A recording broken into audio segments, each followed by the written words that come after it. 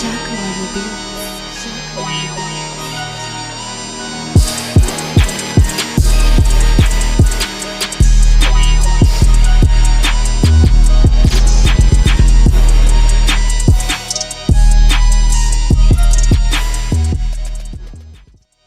up, world? You're now locked into another episode of Wanna Be Heard. I'm your host, Flo the Pro. Today I got with me father figure, positive figure in the EC area, youth advocate, designer, business owner. I'll let you tell him who you are. My name is Heard-Markiee Riddick. I'm the owner of Riddick Seed in the Air, slash owner of that was established in 2016. A pivot clothing design, and also the chairman for Head Start Schools and Early House Head Start Schools for 3 years as well. All right, bro. So tell us a little bit more about Riddick's Heating and Air. As a matter of fact, I'm gonna tell you how I got started. When I got out of prison in 2014, I actually had I had a pressure washer business. I had a pressure washer business from the beginning before I actually got laid off of being a contractor. And I kind of going on the lane to doing pressure washing. But during the time they laid us off, and they put me a 3-week layoff, and instead it turned into 4 months. And what happened is the 4 months was wearing down, so I got to find some way to have some job security because my oldest son, his mom was pregnant at the time. So I had to decide what I need to do to put some food on the table and have some job security because I have a record. So what I did was I went to back to the unemployment office and asked them about a program called a WIOA program. And what that program is, it will actually pay for your whole entire schooling. They will pay for the travel. They pay for everything you need to succeed in schooling. And they got truck driving as well. So those who want to go find out, go to the employment office, ask about the WIOA program. I just sent the guy there a couple of days ago. But that's how I really seen that got started. I mainly went there for electrical, but then they had nobody to teach the electrical class at the time. So the only thing they had was heating the air. So the guy that owned one of the guys that worked at the employment office, I went to him and they said about having some type of job security because unemployment is wearing off. And he was like, Mr. Riddick, I'm glad you came back. He's like, today my last day here because I'm moving back to Boston to be with my kids. I wish I knew that man's name because he was a blessing. That's ironic. Yeah. So he signed up for the program. And that's how he never got started. Like I said, it's free. Everything is there. They pay for everything. So tell us the name of that program again, bro. Slow it down. It's called the WIOA program. Right. It's at all we call it unemployment office have this NC works to say that. All right. Hey, you need to tap into that, bro. That's free game. Yeah. Slow up. All right. Tell us, how was Riddick's Heating and Air set up? How was it structured? I started off with LLC back in 2018. Then I converted over to incorporate myself in S Corp. Before I started that, I was working for a company down Powell Point called Hardcore Air. His name is Tim Rose, by the way. One of the most, man, this guy's a blessing. I still do work for him to this day. He the first one to ask me a chance. Definitely give him a big shout out, man. All right. Look, so what year did you form your business? Did you start? Yeah, I formed my business 2018. Like I said, I was on the LLC. Now I talked to a few people about what's the difference between LLC and S Corp. I was only getting too much details about it right now, but they told me the difference between the two. So I switched over to S Corp. Be on a different tax bracket. So that's pretty much how I got started. We'll be right back after this message. Rule number 5, never give up. Be down today and up tomorrow. Tap in, tune in, blow up. tell your story. Yeah, bring it here. Got you. Let's dive into the work that you're doing, promoting the youth and positivity and staying away from the street life. Simple, bruh. With the help of my Muslim brothers. Right before, maybe a few years before I got released, when I was in close custody, a lot of my Muslim brothers, they actually surrounded me before they shipped me to another camp. And they got in a circle like, look, Raheem, because my Muslim name is Raheem. And I was like, look, bro, we don't see you back here. Please, we ask you to help the youth. So I made it my oath to help the youth, to keep them out of prison. So when I first got home, the first thing I did was get out with Tyrone Singleton. Then Tyrone Singleton was the brother of Hashim Harper. And I also with what's his name? The brothers guy. He's the brothers. So we actually formed together and I started speaking at different high schools. Mm-hmm. I was at Hereford High School. I spoke at the library, and I actually started doing speaking at high schools at the ballpark. Doing speaking at the ballpark when they had the programs in the summertime. Doing that. Youth advocate. Yeah.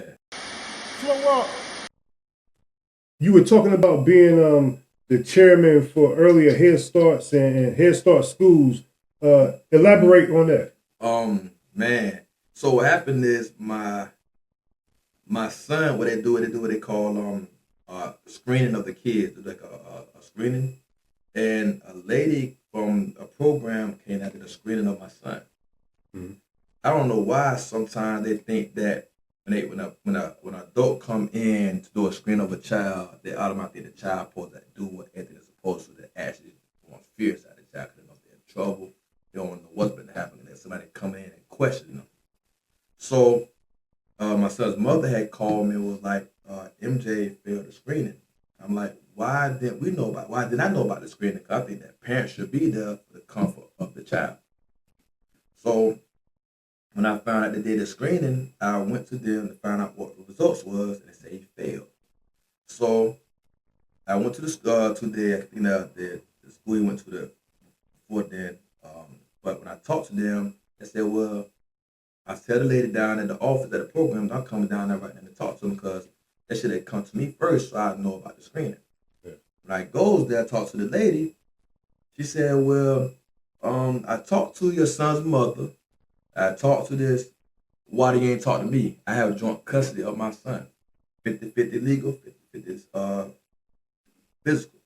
I should also know about what's going on with my son's life, not just the mother.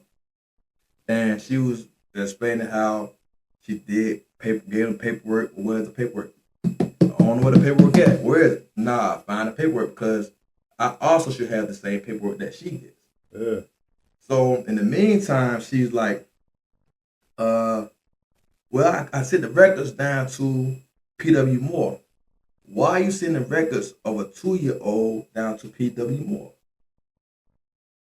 You know what I'm saying? Yeah. So because what you're not gonna do, which I learned from my experience, I'm saying from my experience, that's how to get all the black men under medication. At an early age. By already starting the program of them being unsuccessful in life. Mm-hmm. So I challenged that. He didn't pass their assessment. Their assessment that a child don't know nothing about. Because out of fear, he think he's in trouble where he got adults coming at him a certain way to ask questions. A child don't always going to perform correctly. Mm-hmm. So what I did was, when I spoke to her, when she said she sent some records to the school, I went down into the school, P.W. Moore. They stalled for 2 hours. I worked for myself. I had nothing but time. Crossed my legs up. I sat there to the point they got tired. So I finally talked to them. Nah, throw the results in the trash. You would not get this black boy here. All right. You won't get this one. You saw where it was going. Yeah. You won't get this one. They planned to railroad him. And yeah. But the thing is, they use the black people to use against their own people to get this job done, bro. Facts. That happens all day, every day. Every day. All day, every day. Yeah. So from that moment, a friend of mine that lived across the street from my mother, good young lady. She was I guess she worked for the school system, and she's like, Mark, you want to come to the policy council meeting? Nah, I don't want to go. In the last minute, I say, yeah, I go. In the last minute, I get there, man, it's probably about over 100 some people in there. And they going through the policies, what need to be corrected, what's in the third. And the guy, Mr. Mason, which the head of the program, which I know he was at the time, he's like, did anybody have any questions? They want to, any questions, any concerns about the program? I raised my hand. I explained to them what I had a problem with, and I know what they do to young black men and how they set the system up for the young black men. They go through the black people first to create records for them so they can backtrack as they get older. So what happened is, I didn't know they was going to, they want to choose another chairman because I guess the time for the chairman, old chairman, said the time to go out. So a friend that invited me, like, Mark, go there, stand in line. I'm like, nah, I'm good. I goes up there anyway. So I goes up there, and I'm in line, like, I'm the only male. All females is trying to run for this chairman. So Mr. Mason had asked the question, those who want to stand up, who wants to be the chairman, please step forward. I stepped backwards. Yeah, I stepped backwards. And this lady that was there, I never seen her day in my life, that was there, and somehow she caught my attention. She said, like, step up. I said, dang. So I stepped up. So I stepped up, and guess how it went. It was supposed, now at the point where they got to start voting for it. So did us, well, how they, I can't remember how they actually voted, but they voted for it. And I ended up winning for all people votes. Okay. Even after I told them about my prison past, we've been locked up and everything. Just your voice earlier had resonated. Yeah. Okay. So that's pretty much how I became chairman. Wow. Yeah. Wow. So I was there for 3 years. I guess when COVID hit, they had to choose for another chairman because my son, you don't be a chairman if your son's involved in that school or the program itself. So they didn't have, when the COVID hit, then they had nobody else to fill the spot for the next year. So I became the chairman again for Head Start. Then I became an EXO member of the EIC. Okay. Yeah. So so I know I've been sitting in front of the council meetings, with all the people with the EIC program and all that stuff. I know pretty much some of them and everything. Yeah. Okay. Cool. Cool. Hey, that's something good to have under your belt, man. Yeah. For long term. Yeah, definitely. I know one time on Facebook I remember seeing Pivot, your brand Pivot everywhere, man. Talk about that. Man, Pivot come from, man, I my Muslim brothers, man, when I was down, before I left close custody, they was like, look, Raheem, when you go home, please help this youth, man. And don't you ever come back. Or we're gonna handle you. Right. What they told me. So when I came home, I made sure that's my word. And I met a gentleman, it was a Felton. He wanted to start a nonprofit organization. He couldn't think of no name to start. So I'm helping him trying to create a name. And me and my homeboy Sean was at the restaurant. I can't do a restaurant, it's closed down now, or about on the mall, by the hotel. And I said, Pivot. Back trying to find it. Yeah, so I tried to trying to come up with an acronym, but Pivot, but I couldn't think of one. I said, well, Pivot, that compared to basketball. So Pivot stands, put them in other words, and like basketball, if I pass you the ball, the first thing you do is pivot. So make decisions about you want to pass it to somebody else, you want to take that jump shot, or you want to dribble, take it to the hoop. Those are your options. So that's what Pivot all about. So I made sure I turned that into dealing with life experiences when you're stuck in a situation, how you gonna pivot when you're stuck in a situation. Don't get it wrong. We all human. We all gonna have faults. So you're not gonna always make the best decision even though you pivot because you know the circumstances. I'm speaking on that now, coming in a situation now. So I guess that's a whole another story. But that's what Pivot all about. The Pivot established in 2018, the same time that I started my heating up company. Yeah. So when it comes to the kind of Pivot, I'm a matter of fact, I'll show you some pictures that I have. What it's about. You see them like, wow. I'm gonna share them with y'all. Yeah. So Pivot is a lot of different things out there with Pivot. Mine's different. Well, Pivot. Yeah. All right, that's it. You heard it here first, man. I'm here with Markiee Riddick, the owner of Riddick's Heating and Air, designer, Pivot, youth advocate, father figure, director of my little homie. Don't forget to check us out. ProMasters Painting and Pressure Washing. Rated an average of 4.5 stars from over 100 customer reviews.